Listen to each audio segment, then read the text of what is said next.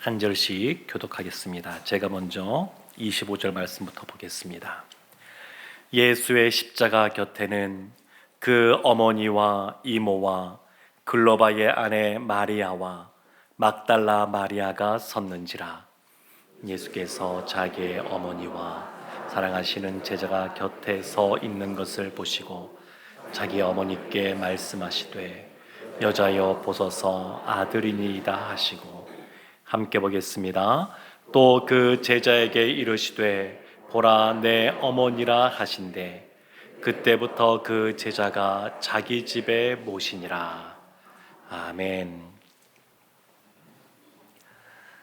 이 고난주간 되면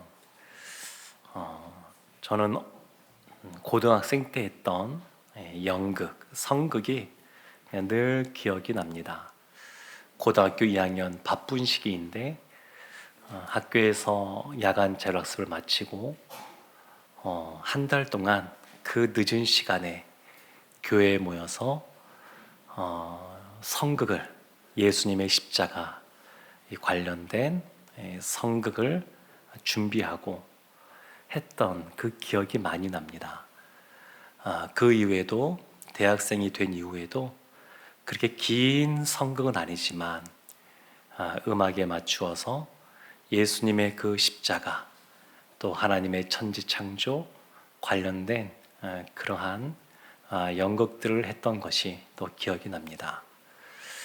어제 초대를 받아서 야외에서 행하는 그 십자가, 예수님의 재판 과정과 골고다 언덕을 올라가면서 고난받으시고 십자가에 달리시는 그러한 것을 연극하는 그러한 곳에 갔다 왔었는데, 인상적이었던 것 한 가지는 진짜로 십자가에 매달았다는 겁니다. 못을 박진 않았지만, 그렇진 않았지만 제가 지금까지 봤던 그런 어떤 그냥 십자가에 달린 이런 형태만 취한 것이 아니라 진짜 십자가를 높이 만들어서 그냥 세워버린 겁니다. 왼쪽 오른쪽에 있는 강도들도 어제 비가 계속 조금씩 내렸는데, 그 추운데 보슬비가 내리는데 그냥 매달려 있고, 예수님도 그와 같이 아주 높이 매달았습니다. 높이. 그 보면서 다시 한 번 더 예수님의 그 고난에 대해서 생각이 되었고, 더불어서 그 십자가 아래에 있는 사람들도 눈에 보였습니다. 오늘 본문에 보면 그와 같은 이야기가 나오는데, 예수님이 십자가에 달리셨는데 그냥 야트막하게 달린 것이 아니라 그냥 높이 달리신 겁니다. 장대에 매달리듯이 높이 달리신 겁니다. 근데 그 높이 예수님이 달려 계시는데 그 아래에 두 부류의 사람이 오늘 본문 바로 위에와 오늘 본문에 나오게 됩니다. 첫 번째 부류는 군인들입니다. 군인들. 23절과 24절 말씀을 우리가 함께 합독하도록 하겠습니다. 군인들이 예수를 십자가에 못 박고 그의 옷을 취하여 네 깃에 나눠 각각 한 깃씩 얻고 속옷도 취하니 이 속옷은 호지 아니하고 위에서부터 통으로 짠 것이라. 군인들이 서로 말하되 이것을 찢지 말고 누가 얻나 제비 뽑자 하니, 이는 성경에 그들이 내 옷을 나누고 내 옷을 제비 뽑나이다 한 것을 응하게 하려 함이로라. 군인들은 이런 일을 하고. 군인들이 있습니다. 그 군인들이 있는데 요한복음은 예수님의 겉옷과 속옷에 대해서 말하고 그것을 군인들이 나누어 가졌다 이렇게 말합니다. 겉옷은 4인 1조로 되어 있어서 그 겉옷을 그냥 네 사람이 4등분해서 찢어서 나눠 가졌고, 속옷은 통으로 짰는데 이 통으로 짠 그 속옷을 나눌 수가 없어서 한 사람이 제비 뽑아서 나눠 갖는 그러한 사건이 기록되어 있습니다. 이 군인들을 생각하면 옆에서는 여러 가지 신음하며 고통 중에 죽어가고 있는 그러한 이가 옆에 있음에도 불구하고 그들의 마음속에는 그들이 무엇을 늘 관심 갖고 하는지, 그들 가운데 어떤 욕망이 있는지, 어떤 탐욕이 있는지를 아주 극명하게 보여주고 있습니다. 십자가 아래에 있는, 그 십자가 옆에 있는 그 군인들은 자신들의 관심이 어디에 있는지, 그 죄수가 그들이 생각할 때 죄수라고 여겨지는 그 예수의 겉옷과 속옷을 나눠 갖고 제비 뽑아 나눠 가져갈 만큼 그들은 물질에 대한 탐욕으로 가득 차 있습니다. 그와 같은 상황이 아니면 그와 같이 물질을 탐내는 것이 드러나지 않을 수도 있었는데, 그런데 그 예수님의 십자가 아래에서 그 군인들은 그것을 적나라하게 보여주고 있습니다. 그래서 요한은 24절 끝에 이렇게 말합니다. 군인들은 이런 일을 하고, 군인들은 이런 일을 하고. 그리고 이어지는 오늘 본문 말씀 25절에 보면 여인들이 등장하게 되는데, 예수님의 그 십자가 곁에 4명의 여인이 나옵니다. 그의 어머니 마리아와 이모와 글로바의 아내 마리아와 막달라 마리아. 4명의 여인이 나옵니다. 최소한 4명입니다. 누가복음에 보게 되면 더 많은 이들이 예수님을 따라갔고 울면서 함께 그 자리들을 지켰었는데, 멀찍이 그들이 예수님을 바라보았다 이런 표현이 있는 거 보니까 예수님께 나오다가 또 떨어져서 멀리 떨어지라 그래서 떨어질 수밖에 없었던 그런 상황들이 있었던 것 같습니다. 근데 적어도 예수님 그 십자가 아래, 그 곁에 예수님의 그 십자가 고통을 지켜보는 적어도 4명의 여인들이 있었고, 또 한 명 더 사랑하는 제자가 그 옆에 있었습니다. 사랑하는 제자의 이름이 지금 등장하지 않고 있는데, 우리가 다 알듯이 요한복음을 쓴 요한입니다. 그런데 굳이 이름을 적지 않습니다. 일부러 적지 않습니다. 그냥 사랑하는 제자, 다른 제자들은 다 예수님을 버리고 도망치고 떠나갔는데 유일하게 떠나지 않은 제자 한 명이 있었다. 그래서 자신의 이름 요한을 드러내는 것이 아니라 그 같은 제자가 있었다라는 걸 드러내면서 제자의 참모습이 어떠해야 되는지를 이름을 밝히지 않는 것에서 보여주고 있습니다. 사랑하는 성도 여러분, 이 여인들 가운데 겁이 없었을까요? 이 여인들이 걱정이 없었을까요?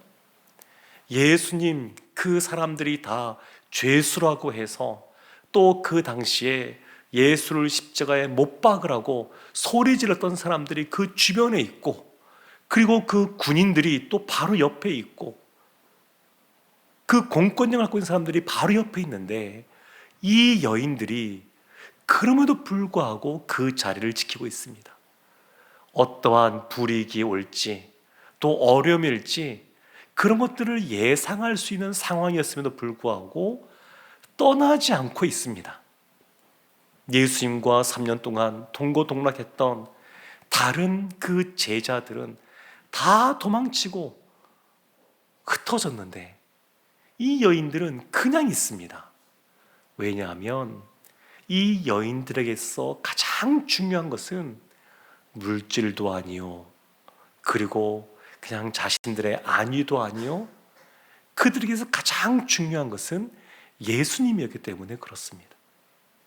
그 어떤 것보다 예수님을 사랑하는 마음이 가득 차서 그 마음속에 그 어떤 욕심과 욕망이 아니라 예수님으로 가득 차서 그들이 떠나지 않고 그 자리에 있습니다.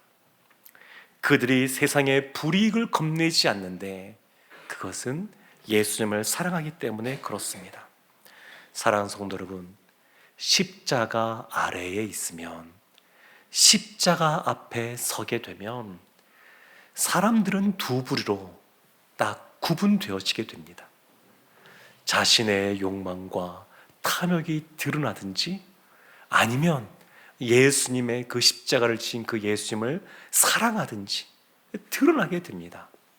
하나님의 사람들인지 세상에 속한 사람인지 드러납니다. 십자가 앞에 있으면, 십자가 아래에 거하게 되면 그 사람이 진리를 사모하는 사람인지 비진리를 쫓아가는 사람인지 드러나게 됩니다. 십자가 아래에 있으면 그 사람의 말이 진실인지 아니면 거짓인지가 드러나게 됩니다. 십자가 아래에 있으면 빛이 드러나면서 또 어둠이 드러나기도 합니다. 사랑하는 성도 여러분, 십자가 아래에 이 여인들처럼 예수님을 사랑하는 사람들은 순종의 아들들이라고 칭해지고, 이 군인들처럼 자신들의 그 탐욕을 위해서 그 옷을 나누어 가지는 그러한 모습을 보여주면 불순종의 아들들이라고 명해집니다. 십자가 앞에 서면, 또 그 곁에 있으면 우리가 예수님을 사랑하는 사람인지 아닌지 그것이 분명하게 드러납니다. 왜 인간의 그와 같은 연약한 모습들, 또 주님을 사랑하는 모습이 드러날까요? 십자가라고 하는 것 자체가 우리의 죄를 증거하기 때문에 그렇습니다. 십자가 앞에 설 때 우리의 죄악이 낱낱이 드러나기 때문에 그렇습니다. 감출 수가 없습니다. 십자가 앞에 설 때 우리의 죄악이 드러나기에 사람들은 예수님을 사랑하고 예수님을 따라가는 사람과 또 그렇지 않은 사람으로 나누어지게 됩니다. 예수님이 그 어머니 마리아를 향하여 여자여 라고 부릅니다.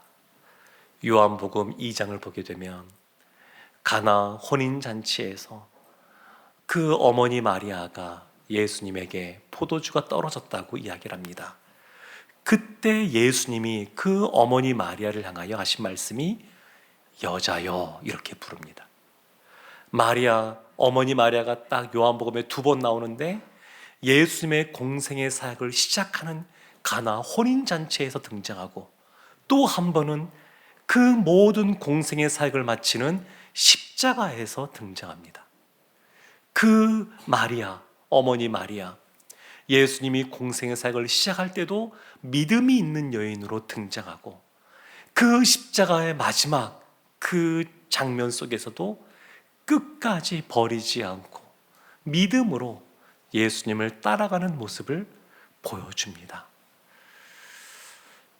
사랑하는 가족, 또 부모님이 연로하셔서 여러 가지 지병으로 앓게 되면 그것을 옆에서 지켜보는 가족들, 또 자녀들 입장에서 참 마음이 아프고 안타깝고 고통 가운데 거하는 모습 보면 같이 마음이 어려워지고, 때로는 사랑하는 가족이기에 마음이 찢어지는 것 같은 그러한 모습도 있습니다. 근데 무엇보다 사랑하는 자녀가 아플 때 부모의 마음은 더 찢어집니다. 그 마음을 쉽게 헤아릴 수가 없습니다. 근데 지금 예수님의 어머니 마리아는 자신의 아들인, 물론 성령으로 잉태되었지만 그러나 10달 동안 뱃속에서부터 시작하여서 또 늘 지켜봤던 그 아들, 예수님이 십자가에서 창에 찔리시고 또 피와 물을 쏟으시고 여러 가지 고통과 또 조롱과 모멸 속에서 지내시는 모습을 쭉 지켜보니까 아마 그 마음이 아마 헤아리기 어려울 정도로 갈갈이 찢겨지지 않았을까 싶습니다. 근데 그 어머니 마리아를 향하여 여자여 이렇게 부르시면서 보소서 아들이니이다 이렇게 말을 합니다. 다른 여인들 향하여 말하지 않고 특별히 어머니 마리아를 향하여 그와 같이 말합니다. 그리고 사랑하는 제자인 그 요한을 향하여서 보라 내 어머니라 이렇게 말을 합니다. 십자가 그 사건에 있어서 믿음의 사람, 두드러지는 믿음의 사람 두 사람이 등장하는데 한 사람이 마리아요, 한 사람이 요한입니다. 근데 예수님이 이름을 부르지 않습니다. 여자여, 그리고 사랑하는 제자, 그렇게 표현이 됩니다. 그러니까 믿음의 사람들에게 있어서 어떤 특정한 한 사람만 이와 같은 믿음의 모습을 보이는 것이 아니라 믿는 사람들은 다 이와 같은 믿음의 본을 받아들여서 이와 같은 삶을 살라는 의미로 여자여 그리고 사랑하는 제자 이런 식으로 표현이 되어 있습니다. 그래서 이 장면을 보면서 부모님을 위해서 효를 행해야 되겠구나 이런 마음을 갖게 됩니다. 네, 그거 필요합니다. 특별히 부모님을 위해서 가장 크게 할 수 있는 효는 무엇이 하면 하나님께 부모님을 위해 기도하는 겁니다. 그것이 가장 큰 효라고 할 수 있습니다. 근데 오늘 본문은 이것보다 훨씬 더 중요한 의미가 있습니다. 요한복음에 보면 예수님의 순환기사, 이 십자가를 지시고 그리고 돌아가시는 이 장면이 쭉 기록되어 있는데 이 사건의 구조적으로 가장 중심에 위치하는 사건이 오늘 본문입니다. 그래서 구조적으로 보면 예수님의 십자가 사건에서 어떤 것이 가장 중요하느냐? 오늘 본문의 이 사건입니다. 여자여 보소서 아들이니이다. 보라 내 어머니라. 이 사건이 가장 중요한 위치를 차지하고 있습니다. 왜 그러냐면 예수님께서는 일찍이 그의 어머니 마리아와 동생들이 예수님을 찾아왔던 그때에 사람들을 둘러보면서 누가 내 어머니고 누가 내 형제냐, 여기에서 말씀을 듣고 말씀을 순종하는 사람들이 나의 어머니이고 나의 형제다라고 말씀하셨습니다. 새로운 가족에 대해서 말씀하셨습니다. 영적인 가족. 이 말은 혈육으로 연결된 가족을 버려야 된다 이런 의미가 아닙니다. 혈육으로 연결된 가족을 넘어서는 영적인 가족이 있다고 하는 것을 말씀하고 있는 겁니다. 지금 이 사건, 요한에게 어머니인 마리아를 부탁하는 것, 물론 이후에도 보게 되면 이 요한이 그 어머니 마리아를 책임집니다. 그래서 그 이후에 초대교회 그 기록들을 보게 되면 에베소에 요한이 갈 때에 그 어머니 마리아가 그곳에 같이 있습니다. 끝까지 책임을 집니다. 끝까지 그 어머니 마리아와 함께 있습니다. 그런데 여기서는 단순히 그와 같은 혈육으로 연결된 부모 자식 간의 효를 말하는 것이 아니라 새로운 영적인 가족이 있다고 하는 것, 그것이 넘어서서 그 공동체가 있다고 하는 것을 보여줍니다. 그래서 오늘 말씀 뒤에 보면 28절에 그 후에 예수께서 모든 일이 이미 이루어진 줄 아시고 이렇게 말을 합니다. 다 이루었다는 겁니다. 예수님이 왜 이 땅에 오셨는가, 왜 오셔서 십자가를 지셨는가, 그것을 오늘 본문 말씀을 보게 되면 우리에게 새로운 영적인 관계, 영적인 가족, 영적인 새로운 공동체가 있음을 알려주고 그것을 누리게 하기 위해서 예수님이 오셨다, 이렇게 말씀드릴 수 있습니다. 사랑하는 성도 여러분, 참 신자라고 한다 그러면 십자가의 영향력을 드러내는 사람들입니다. 예수님을 믿는다라고 할 때 예수님을 믿으면 그 십자가가 우리를 통하여 드러나야 됩니다. 우리의 삶이 세상의 죄를 드러내는 십자가가 되어야 합니다. 이것은 다른 사람들의 잘못을 지적하고 정죄하라는 것이 아닙니다.